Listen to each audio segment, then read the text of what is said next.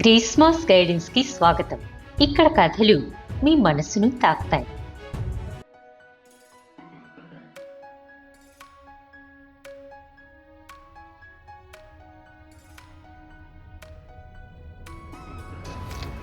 ఒక అపార్ట్మెంట్ 4వ అంతస్తులో రోహిత్ అనే యువకుడి శవం బయటపడింది.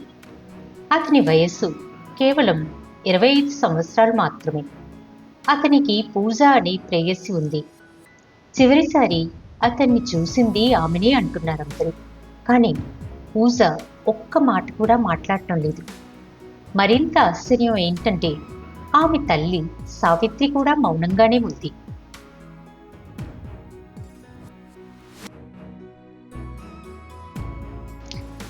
సావిత్రి ఒక స్కూల్ టీచర్.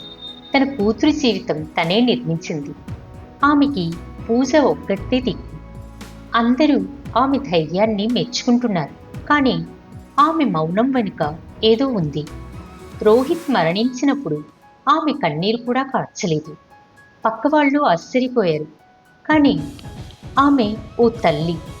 ఆమె మౌనం వెనుక గాత్రం ఉంది.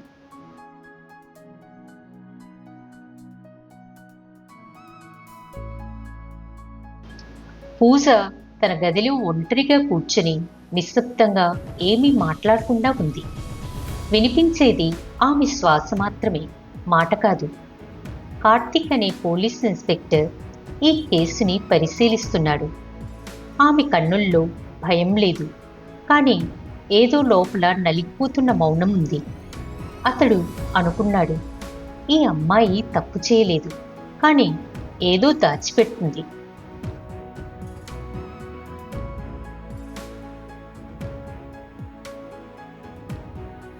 పోలీస్ డిపార్ట్మెంట్కి ఇది పెద్ద కేసు. అందరూ పూజ మీదే నింద వేశారు. కానీ కార్తీక్ ఆమె కన్నుల్లోని చూస్తూ అన్నాడు, ఇది సాధారణంగా అనిపించట్లేదమ్మా. ఆమె తల్లి సావిత్రిని పిలిచి అడిగాడు, మీ అమ్మాయి ఎందుకిలా ఉందని మీరు అనుకుంటున్నారు? సావిత్రి నెమ్మదిగా చెప్పింది, ఆమె మాట్లాడే శక్తి మిగల్లేదు సార్.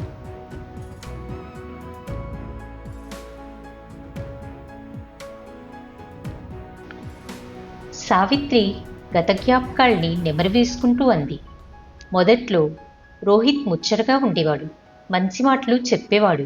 ఇద్దరూ చాలా కలివిడిగా ఉండేవారు. కానీ క్రమంగా పూజ నవ్వడం తగ్గింది. ఆమె కళ్ళల్లో వెలుతురు కూడా తగ్గింది. ఆమె ఒకసారి చెప్పింది, ఒక అమ్మాయి నవ్వే తక్కువైతే ఆమెలోనికి ఎవరో వచ్చారు. కార్తీక్కి అర్థమైంది, ఇది ప్రేమ కాదు, బలవంతపు బంధం.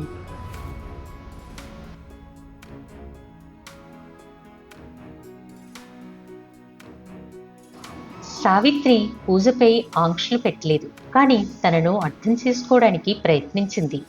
ఆమె డైరీలు చదివింది. పుస్తకాల్లో మధ్య దాచిన గోప్యాలను బయటకు తెచ్చింది. పూజ రాసిన ప్రతి లైన్ ఒక బాధ, ఒక మౌనం. ఆమె బాధల్లో రోహిత్ పాత్ర స్పష్టంగా కనిపించసాగింది. ఆ తల్లి తీరుగా ప్రశ్నించలేదు, కానీ తీరుగా వెతికింది.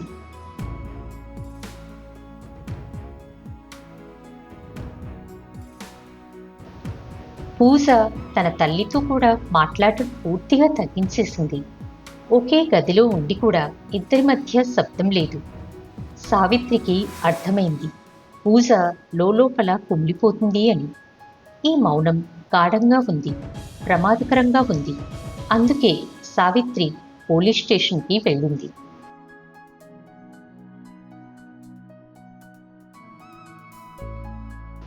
రోహిత్ గదిలో బ్లడీ టిష్యూ ప్యాడ్ కనిపించింది. రక్తపు మరకలున్న టిష్యూ ప్యాడ్. అది ఎవరిది, ఎందుకు అక్కడ ఉంది, ఎవరికీ తెలియదు. కార్తిక్ అడిగాడు, చివరిసారి రోహిత్ని ఎవరు చూశారు అని. సావిత్రి మౌనంగా చెప్పింది, నేనే అని. ఈ మాట తర్వాత విచారణ మరింత లోతుగా ముందుకు వెళ్ళింది.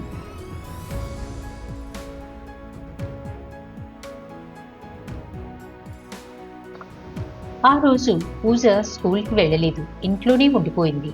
సావిత్రి స్కూల్కి వెళ్ళి తిరిగి వచ్చేసరికి పూజ లేకపోవడం చూసి కంగారు పడి వెంటనే రోహిత్ ఇంటికి వెళ్ళింది. అతడు తలుపు తీసి, మీ కూతురు బాగోలేదు అన్నాడు. లోపలికి వెళ్ళిన సావిత్రి పూజ అలసిపోయినట్లుగా కనిపించింది. ఏ గొడవలు లేవు, కానీ ప్రశ్నలు మాత్రం లెక్కనే లేవు.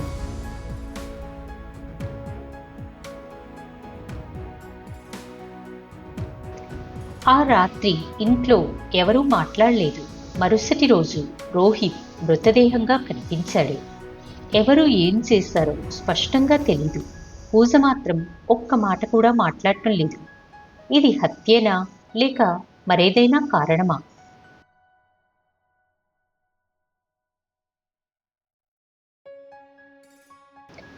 సావిత్రి పూజ గదిలో పాత డైరీలు తిప్పుతూ ఒక పేజీ చూసింది.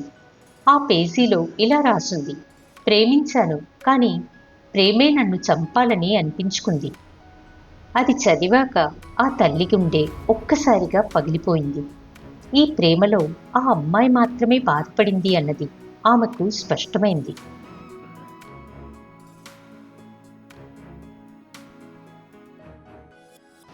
ఇంట్లో ఉన్నా లేనట్టే ఉండేది పూజ. తల్లి ముందు నవ్వే ప్రయత్నం చేసేది, కానీ అది నాటకం.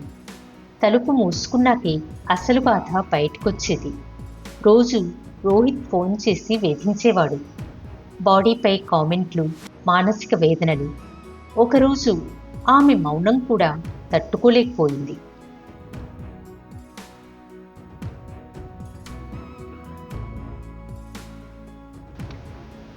ఆ తల్లి మళ్ళీ పోలీస్ స్టేషన్కి వెళ్ళింది.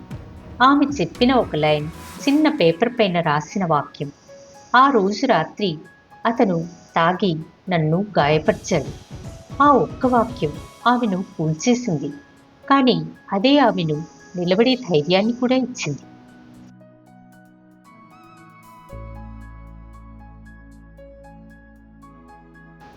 ఇన్స్పెక్టర్ కార్తీక్ నవ్వుతూ చెప్పాడు, మీరు చాలా వివరాలు గుర్తుపెట్టుకున్నారు అని. సావిత్రి నవ్వుతూ చెప్పింది, తల్లి అయితే చాలు సార్, నిజం కోసం పోరాటం సహజంగా వస్తుంది. ఆమె మాటల్లో గట్టితనమే ఉంది, కానీ భయం లేదు. ఆ తల్లి కోసం ఇప్పుడు ఒక సమాజం సైలెంట్గా వినడం మొదలుపెట్టింది.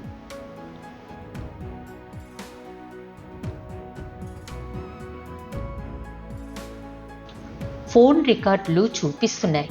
రాత్రి 2 గంటల సమయంలో అతను పూజకి ఫోన్ చేశాడు. ఆమె మళ్ళీ మళ్ళీ అతనికి చెప్పింది, నాకు ఒక రాత్రి పూర్తిగా నిద్ర కావాలి అని. ఆ రాత్రి స్పష్టంగా చెప్పింది, మరి నేనిక ఈరోజు మాట్లాడలేను అని. అతను తాగి పడుకున్నాడు. ఉదయం మాత్రం లేవలేదు. అతడి చివరి మెసేజ్ బాధలో తేలిపోయిన మగవాడి అసహనం.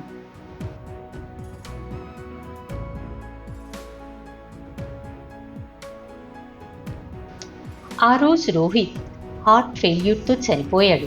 కానీ పూజకి అసలేం జరిగిందో స్పష్టంగా గుర్తులేదు. తన మౌనం ఇప్పుడు ఆమెపై నిందగా మారింది. తల్లి ప్రశ్నించింది, బాధ గుర్తుండకపోతే బాధే లేదా?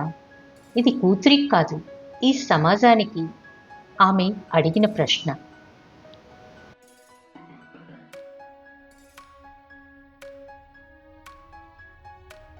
ఇన్స్పెక్టర్ కార్తీక్ చివరకు చెప్పాడు, ఇది హత్య కాదు, రోహిత్ సహజ మరణంతో చనిపోయాడు. పూజ ఏమీ చెయ్యలేదు, కానీ చేసినట్లు నిందపడుతోంది. ఆమె కన్నీళ్లు బయటపెట్టలేదు. మౌనం మాత్రం ఆమె శత్రువయ్యింది. ఈ మౌనం ఆమెను ముద్దాయిలా మార్చేసింది.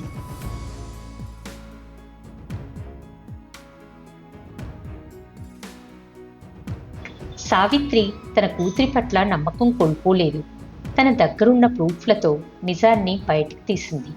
తన కూతురి జీవితాన్ని మళ్లీ ప్రారంభించడానికి మార్గం వేసింది. పోలీసులకు చెప్పింది, తప్పు చేసింది ఆ గుండె, శిక్ష పడ్డది నా పిల్ల. ఆ మాట అక్కడ ఉన్న ప్రతి ఒక్కరి గుండెని కదిలించింది.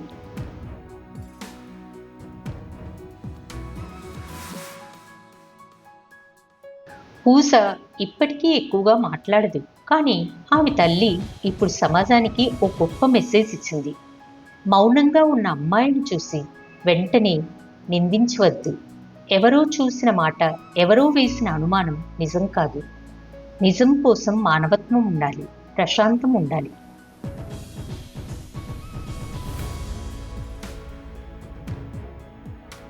ఆ తల్లి చివరకు హంతకుడిని కాదు, నిజాన్ని బయటకు తీసింది. పూజ తప్పు చేయలేదు, కానీ తప్పే అనిపించేలా అందరూ కలిసి తీర్చిదిద్దారు. ఈ కథలో నిజమైన హీరో ఎవరంటే ఓ తల్లి. ఆమె ధైర్యం వల్లే పూజ మళ్ళీ వెలుగులోనికి వచ్చింది. ఇలాంటి తల్లులుంటే బాధితురాళ్ళు మౌనంగా ఉండాల్సిన అవసరం ఉండదు. ఈ కథ మీలో ఎవరికైనా సంబంధించింది అనిపిస్తే దయచేసి కామెంట్ ద్వారా మమ్మల్ని చేరుకోండి. ఒక మాట, ఒక షేర్ మరో పూజకి ఆశ కావచ్చు. ఇలాంటి మరిన్ని కథల కోసం మా ఛానల్ని సబ్స్క్రైబ్ చేయండి. ధన్యవాదాలు. మనసుకు దగ్గరైన మీ గ్రీష్మ గైడెన్స్ తరపున.